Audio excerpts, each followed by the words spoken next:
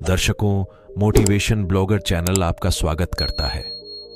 नंदू की एक पत्नी थी जो बहुत बोलती थी और वह उसके ज्यादा बोलने से बहुत परेशान था।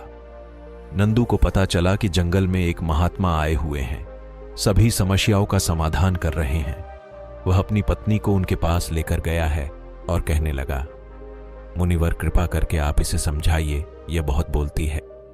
मेरे मना करने के बाद भी इसका दिन भर मुंह चलता ही रहता है।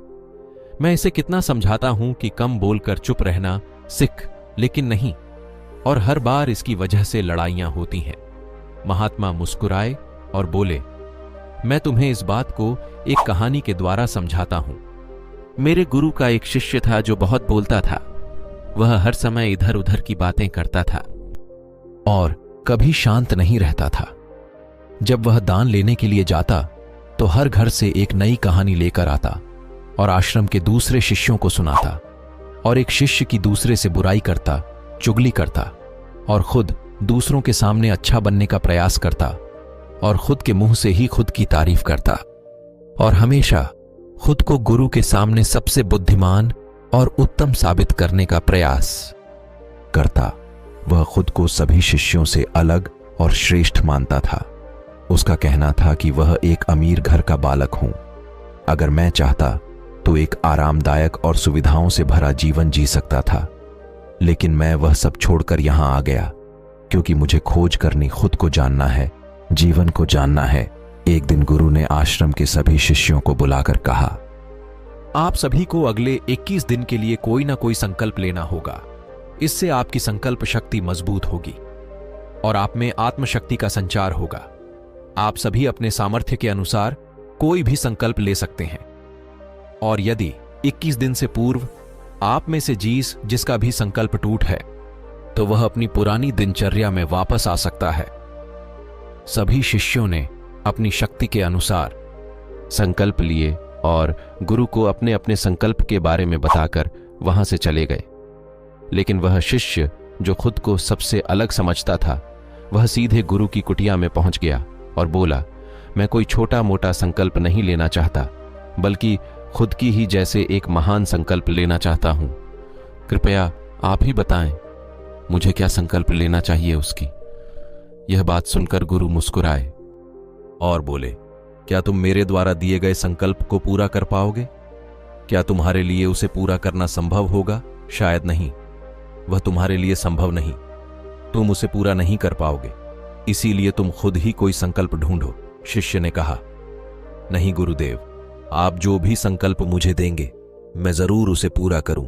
गुरु ने कहा, ठीक है, तो तुम अगले 21 दिन तक चुप रहो, मुंह से एक शब्द भी नहीं निकालो। यही तुम्हारा संकल्प? शिष्य ने कहा, गुरुदेव, यह भी कोई संकल्प है? यह तो बहुत ही आसान है। आप कोई कठिन संकल्प दीजिए जो मेरी योग्यता के बराबर हो। गुरु ने कहा, पहले तुम इस संकल्प को तो पूरा करके दिखाओ। शिष्य ने गुरु की बात मान ली और वह उसी समय चुप हो गया और कुटिया से बाहर चला गया। उसे चुप रहना बहुत आसान लग रहा था। उसने एक दिन तो जैसे तैसे चुप रहकर काट लिया, लेकिन दूसरे दिन से उसके मन में ना बोलने का बोझ बढ़ने लगा और तीसरे दिन उसे भारीपन महसूस होने लगा और चौथे दिन उसके अंदर एक अजीब सी बेचैनी होने लगी, क्योंकि आसपास आश्रम के सभी शिष्य एक दूसरे से बातें कर रहे थे। वह भी अपना पक्ष उनके सामने रखना चाहता था, उनकी बोलती बंद कर देना चाहता था, लेकिन उसका संकल्प उसके आगे आ रहा था। इसीलिए वह पूरे दिन सिर्फ और आंखें बनाता। इसी तरीके से कुछ दिन और बीते और वह शिष्य बीमार पड़ गया। उसका सिर फटा जा रहा था, उसका खाने पीने तक का मन नहीं कर रहा था। वह सिर्फ बोलना चाहता था। वह गुरु के पास गया और उनके सामने बैठकर लिखकर उन्हें बताया, गुरुदेव, मैं बोलना चाहता हूं, बिना बोले मुझे सांस नहीं आ रही है। मेरा दम घुटता जा रहा है, मैं अंदर ही अंदर पागल हुआ जा रहा हूं। मैं क्या करूं? संकल्प तोड़ दूं? यह पढ़कर गुरु मुस्कुराए और बोले, संकल्प तोड़ने के लिए ही होते हैं, लेकिन जो अपने संकल्प को पूरा कर लेता है वह अपनी आंतरिक शक्ति को बढ़ा लेता है, और जो अपनी आंतरिक शक्ति को बढ़ा लेता है वह समाज और जागृति की राह पर आगे बढ़ जाता है। संकल्प का लेना भी तुम्हारे हाथ में था। और इसे तोड़ना भी तुम्हारे हाथ में है। तुम्हारे बहुत से भाई अपने संकल्प को तोड़कर अपनी पुरानी दिनचर्या पर वापस आ चुके हैं। अगर तुमसे नहीं हो पा रहा तो तुम भी संकल्प तोड़कर अपनी पुरानी दिनचर्या पर वापस जा सकते हो। लेकिन याद रहे, अगर आज तुम इस छोटे से संकल्प को नहीं संभाल पा रहे तो तुम अपनी बाकी की पूरी जिंदगी को कैसे संभाल सकोगे, बाकी फैसला तुम्हारे हाथ में है। गुरु की यह बात उस शिष्य के दिल में चोट कर गए। वह बिना कुछ बोले वहां से वापस चला गया और खुद को अपनी कुटिया में बंद कर लिया। वह अपने जरूरी कामों के लिए ही कुटिया से बाहर निकलता, बाकी सारा समय कुटिया के अंदर ही बैठा रहता। 11 दिन बीत चुके थे और आश्रम के लगभग सभी शिष्यों का संकल्प अब तक टूट चुका था, लेकिन उसका संकल्प अभी भी जारी था। संकल्प लेने के बाद से अब तक उसने एक शब्द भी नहीं बोला। सारा आश्रम हैरान था कि इतना बोलने वाला इंसान चुप कैसे हो गया।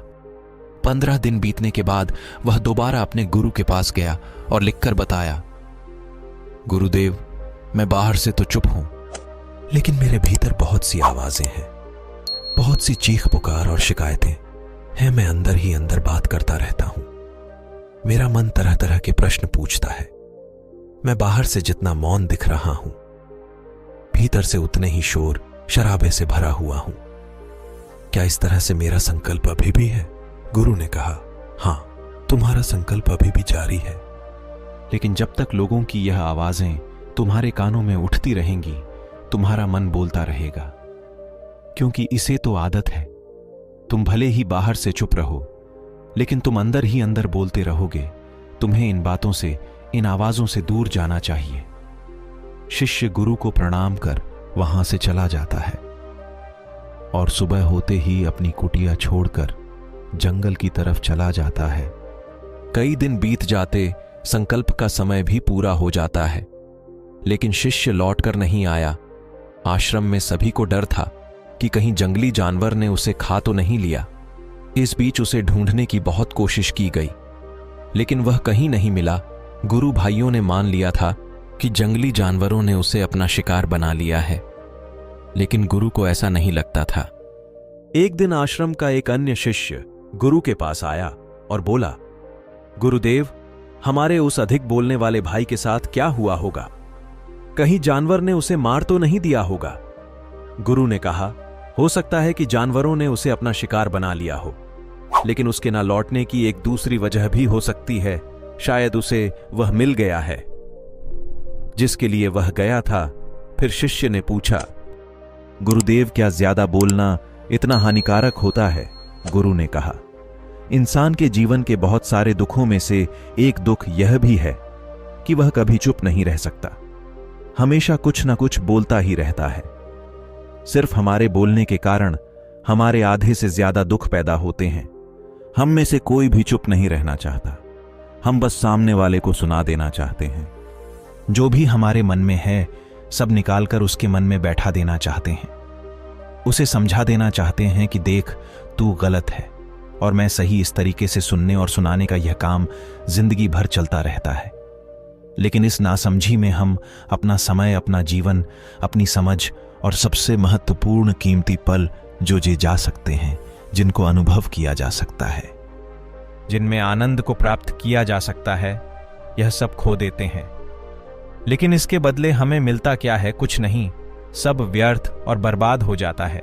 शिष्य ने पूछा, तो फिर इसका समाधान क्या है? गुरु ने कहा, पूरी जागरूकता के साथ अपने विचारों को देखना, यही एकमात्र तरीका है। सारी मानसिक समस्याओं का वर्तमान में रहकर चिंतन करना, पूरी जागरूकता के साथ अपना काम करना जिंदगी में चमत्कारिक बदलाव ला देता है। उसके बाद वह शिष्य गुरु से अपने प्रश्नों का उत्तर पाकर उनको प्रणाम करके वहां से चला गया। उस शिष्य को आश्रम छोड़कर गए हुए कई महीनों का समय बीत चुका था, लेकिन उसकी कोई खबर नहीं। अब तक तो सभी गुरु भाइयों ने भी उसके वापस लौटने की उम्मीद छोड़ दी, लेकिन एक दिन वह आश्रम लौट आया। लेकिन अब वह नहीं था जो यहां से गया था, वह कुछ और ही बनकर वापस आया था। उसके अंदर एक गजब का बदलाव महसूस किया जा सकता था। उसके चेहरे पर एक गजब का ठहराव और आंखों में शांति थी। आश्रम में आते ही सभी गुरु भाइयों ने उसे चारों तरफ से घेर लिया और बातें करने लग गए। वह भी अपने गुरु भाइयों से बातें करने लगा। उससे बात करने वाले सभी ने यह अनुभव किया कि अब वह पहले जैसा उतावला और बातूनी नहीं रह गया है। उसके मुंह से एक एक शब्द बहुत ही सुलझे हुए और मधुरता के साथ निकल रहे थे। थोड़ी देर तक गुरु भाइयों से बात करने के बाद वह सीधा गुरु की तरफ चला गया। उसने गुरु के चरण छुए और कहा, गुरुदेव, क्या मैं अब भी मौन हूं? क्या अब भी मेरा संकल्प जारी है? गुरु ने कुछ देर तक शिष्य की आंखों में बड़े ध्यान से देखा और कहा, हां, तुम अब भी मौन हो। तुम्हारे मुंह से एक भी शब्द निकल नहीं रहा और तुम्हारा संकल्प अभी भी जारी है। शिष्य ने कहा, गुरुदेव, जब मैं आश्रम से गया तो मैं मुंह से तो चुप था, लेकिन मेरे अंदर बहुत सी आवाजें थीं। मन में बहुत से प्रश्न थे और वह बंद नहीं हो रहे थे। तो मैं जंगल में चला गया इस उम्मीद से कि वहां मुझे शांति मिलेगी और मेरे मन की बकबक कम हो जाएगी। लेकिन मैं जितना एकांत में जाता गया, मेरे अंदर की आवाज उतनी ही तेज होती गई। मेरे भीतर की पुरानी से पुरानी आवाज मुझे सुनाई देने लगी। तब जाकर मैंने महसूस किया कि मैं कितना गलत कर रहा था। जब मैं अपने परिवार वालों, दोस्तों को और गुरु भाइयों को बुरा भला कहता था तो उस समय मुझे लगता था कि मैं सही कह रहा हूं। जब मैं गुरु भाइयों की एक दूसरे से चुगली करता था और उनका मजाक बनाता, तब भी मुझे यही लगता था कि मैं उनसे बेहतर हूं और मैं सही कर रहा हूं। लेकिन उस दिन मैंने पहली बार महसूस किया कि मैं कितना गलत बोलता था। काफी दिनों तक यह आवाजें, ये शिकायतें मेरे अंदर चलती रही थीं। लेकिन धीरे धीरे करके एक दिन यह सारी आवाजें मेरे अंदर से समाप्त हो गई। अब मैं भीतर से भी मौन हो गया। उस घने जंगल में बाहर से कोई बोलने वाला था नहीं और भीतर कोई आवाज बची ही नहीं थी। और मैं उस दिन पहली बार मौन का सही अर्थ समझा। मेरे चारों तरफ बहुत शांति थी। हालांकि अभी भी कुछ आवाजें आ रही थीं जो पहले भी आती थीं, लेकिन मैं उन्हें सुन नहीं पाता था। वह सभी आवाजें मुझे स्पष्ट रूप से सुनाई दे रही थीं। हवा के चलने की आवाज, चिड़ियों के चहक की आवाज और पानी के बहने की आवाज। ये सभी आवाजें मैंने पहली बार पूरे होश पूर्व सुनी। अपने चारों तरफ इतनी शांति मैंने पहले कभी महसूस नहीं की थी। तो इस शांति को भंग करने के लिए मैंने पहली बार अपने मुंह से कोई शब्द निकाला। मैं चिल्लाया, हे ईश्वर, यह कैसी शांति है?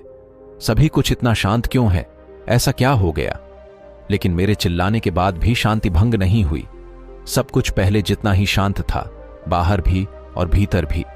हे गुरुदेव, मैंने अपने गुरु भाइयों से बात की, मैंने आपसे बात की।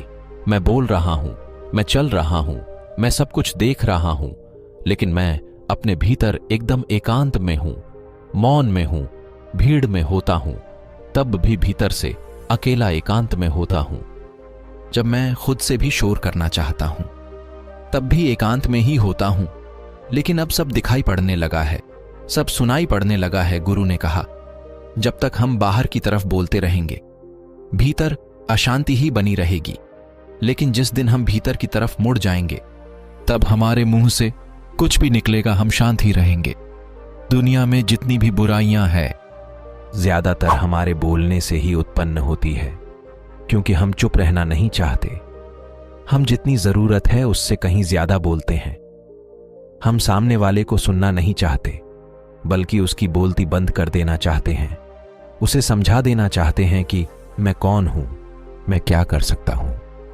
और यही हमारी जिंदगी का मकसद बनकर रह जाता है। हमारी सारी ऊर्जा व्यर्थ के बोलने में बर्बाद होती रहती है। ऐसे ही समाज में लोगों का जीवन दुखों से भर जाता है, जो हमेशा एक दूसरे को सुनाने में लगे रहते हैं। कभी एक दूसरे को सुनना नहीं चाहते, समझना नहीं चाहते, और चुप रहना तो उन्होंने कभी सीखा ही नहीं, क्योंकि चुप रहना उन्हें छोटा महसूस करवाता है। दुनिया की सभी लड़ाइयों का कारण हमारा बोलना ही है। इसलिए हमें सिर्फ उतना ही बोलना चाहिए जितना जरूरी हो, क्योंकि व्यर्थ का बोलना ऊर्जा को नष्ट करना है, और यह बोलना ही हमें कभी अपने भीतर की ओर लौटने नहीं देता, क्योंकि यह हमें बाहर की ओर खींच कर रखता है। और बाहर है ही क्या इस संसार के अलावा लेकिन अगर अपने भीतर के संसार की ओर मोड़ना है तो इस मुंह को बंद ही रखना चाहिए। इसीलिए जितने भी बुद्ध हुए, आत्मज्ञानी हुए, वह सभी एकांत की ओर भागे, ताकि उन्हें ज्यादा ना बोलना पड़े, ज्यादा सुनना ना पड़े। वह एकांत में रहे और शांत रहे, इसीलिए आसानी से भीतर की यात्रा कर पाए।